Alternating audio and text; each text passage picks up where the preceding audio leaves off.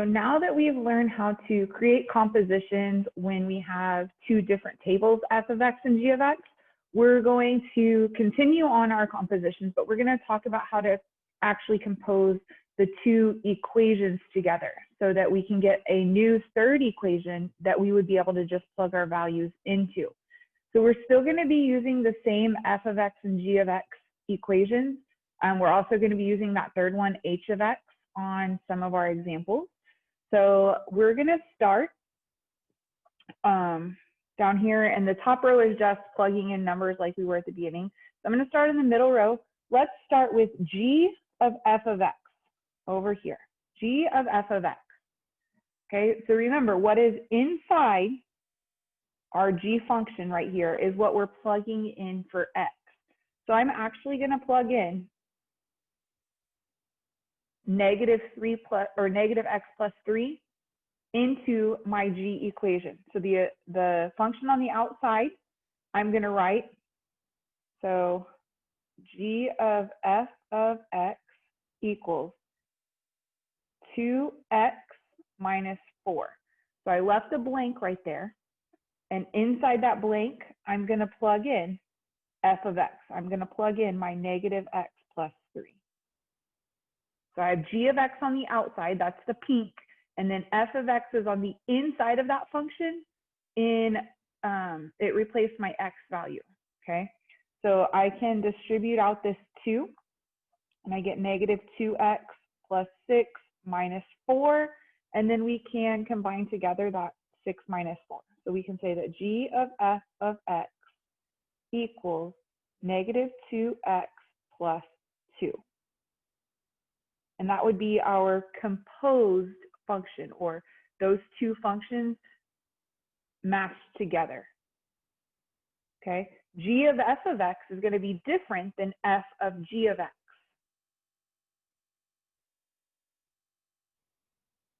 So let's look at this next one, g of h of x.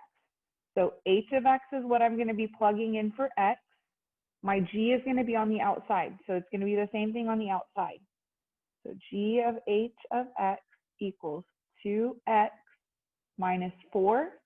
And then on the inside, right here, I'm going to have my h of x. So I'm going to replace the x in the original equation right here with x squared plus 1. Okay, and then I'm going to distribute out again. So 2x squared plus 2 and a minus 4 on the outside. So we can say g of h of x equals 2x squared minus 2.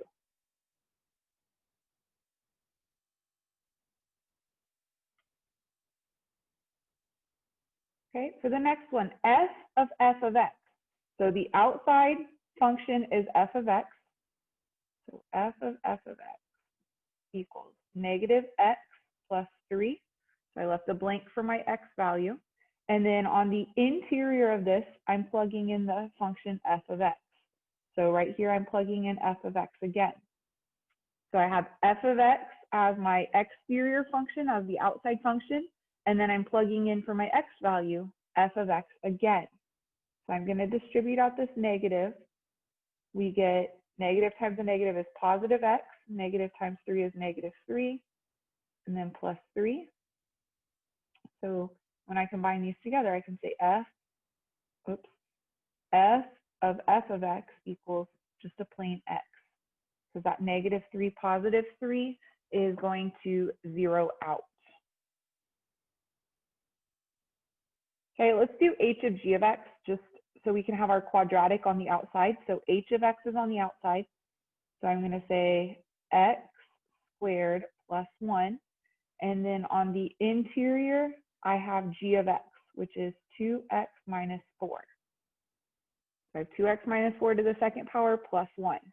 Okay, I can multiply these out. Whoops, 2x minus 4 times 2x minus 4 with a plus 1 on the outside. So when I distribute here, I get 4x squared. A little lag. Okay, 4x squared minus 8x. And I'm going to distribute my negative 4. So I have another minus 8x plus 16, and then we can't forget this plus 1.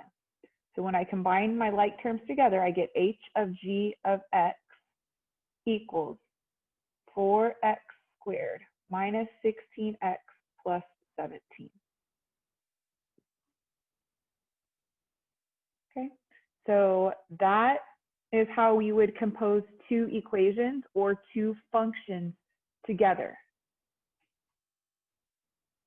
Now, I'm going to show you one thing.